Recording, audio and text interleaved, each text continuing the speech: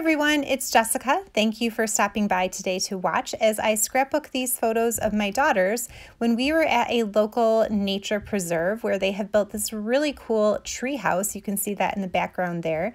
And I immediately knew that I wanted to use the In Full Bloom paper collection from Close to My Heart to scrapbook these photos. Now I do have a couple of other pictures from this day, but these photos in particular are the ones from the tree house, and I thought that those big floral patterns and this pretty green paper would just work out perfectly for the things that I have happening in my photo. I also want to try to use this piece here, which I think is so pretty. I love the back side as well. But on this side, you can see it's got all of these really fun things happening over to the right side. Now, between that one and the green is pretty neutral, but that other big floral pattern, these are obviously some very busy papers. So I think I'm going to build my layout on this piece of glacier cardstock just to help tone things down. So if ever you have felt a little intimidated by some big and bold and busy scrapbook patterned papers before, maybe this layout will help you. I sometimes feel that same way, and so I'm going to show you what I did to try to make these beautiful papers work for me. So I know that I want to use this green diagonal piece here just as something to kind of soften all of the busyness that's going to be happening with the other papers. And like I said, I really love this piece here, and I know I want to use it, but I think rather than using the whole thing, I am just going to try to use the very top part, and that way I have a little bit of the left-hand side, which is a little bit plainer looking. It's just very subtle, as well as some of those big patterns that are over to the right-hand side. And so that's one of my tips there to kind of use that busy pattern paper, is to look for ways to kind of soften and break some of that up, like this green piece here, and then keeping some of that neutral part on the left-hand side of that other piece. Now, right now, the way I have it set up, it looks like there's still a lot going on, but really when I put my photos down, it's going to hide a lot of that vertical piece of paper there. So it cuts down on some of that busyness. Now I have more photos than I really have space for how I want to do my layout. So I am going to use a 4x6 flip flap, and that means that I'm going to have one extra spot where I could put a photo, but I don't have one. So instead I have pulled out the Picture My Life cards. These are just like pocket cards if you've ever done pocket scrapbooking. And I pulled out the pocket cards, the Picture My Life cards that go along with this collection. And I think on the back side of that one photo is going to be where I add my journaling for this day. And there I've gone ahead and matted all of those on black cardstock. So my thought with using this particular green paper, like I said, not only is it so pretty and it pulls in those other colors, but I think that it adds a soft piece to the busyness of this layout. And so that's another tip, is if you have some coordinating papers that are just a little bit less busy, to kind of balance some of the craziness that might be happening in your other papers, then that is definitely something that you can do. All right, now I am going to edge distress my papers with Glacier ink and avocado ink, and you can see I'm just kind of using my foam tool to go through and do that. And then I'm going to go ahead and start building this layout.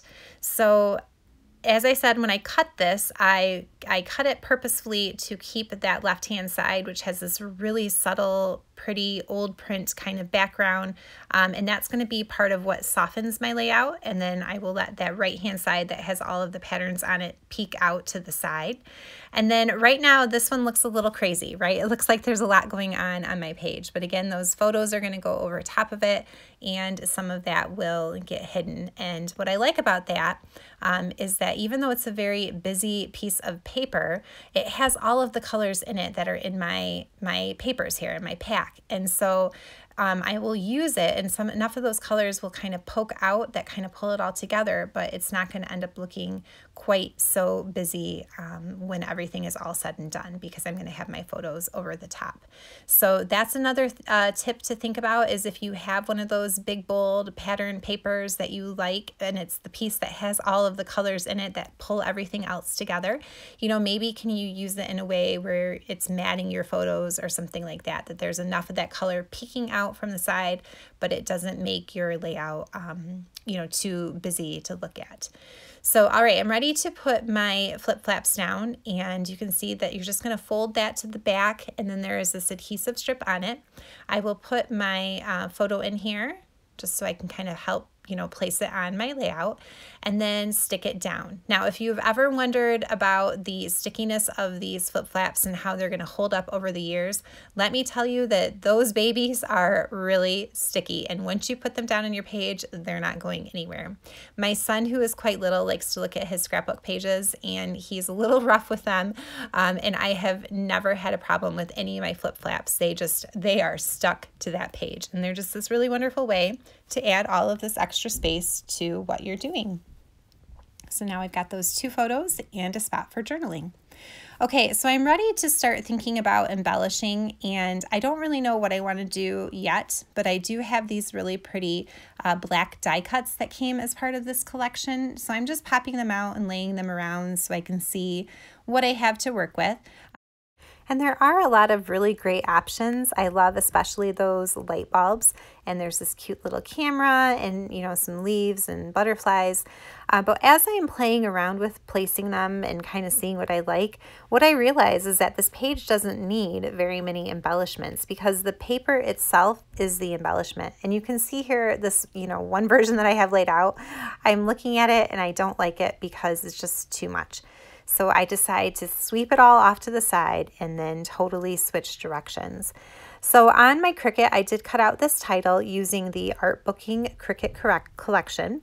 And then I'm going to add some white splatters using my Dina Wakley white gloss spray before I put that title down. And so I think, just a title up in that glacier space, that empty space up there at the top.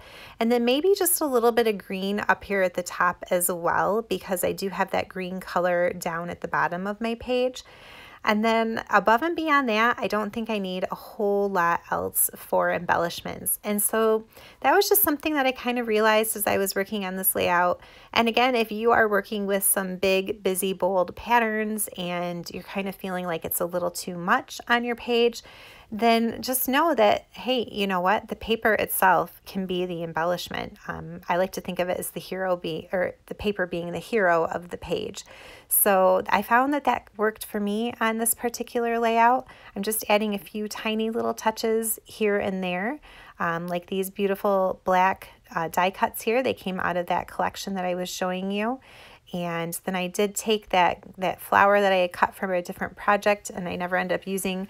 I thought it worked well on here, so I just put that up next to my photo.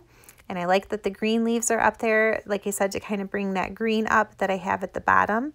And then as I am playing around with these black pieces, I also realized, okay, I brought the green up, but now I need to take the black down because I have a lot of black up at the top half of my page and then nothing down at the bottom half. So I found this tiny little scrap of paper in my Picture My Life cards bag. And what I think I'm going to do is try cutting it into a little banner piece that I can have going over top of the green paper down there at the bottom. And the first way that I tried doing it is a hot mess. It looks terrible. I tried doing 2 diagonal pieces like this, kind of going cockeyed off to the side, and it looked terrible because the green piece was on straight. So later I do end up changing this. You can see here I've got it like this, and then I'm like, oh, I'll put a flower over the top. Oh no, it looks awful. So I pulled that all apart, and then I am just going to leave the flower off the page and instead put my other piece over here and then add everything on straight. And I like that so much better. And that, my friends, is really about it. So I am not an expert by any means, but these are some things that I found to work really well for me on this particular layout as I was using some of those big and bold patterns. Like I said, I let the paper be the hero of the page. I didn't add too many embellishments. I pulled in that glacier colored cardstock and that green pattern paper, which is a little bit softer, just to kind of tone things down. So I hope that you feel inspired and that you enjoyed watching. And if you did and you're not already a subscriber, I would appreciate if you hit that subscribe button. And as always, I love reading people's comments, so please feel free to leave me one down below. All right, guys, happy crafting. Bye.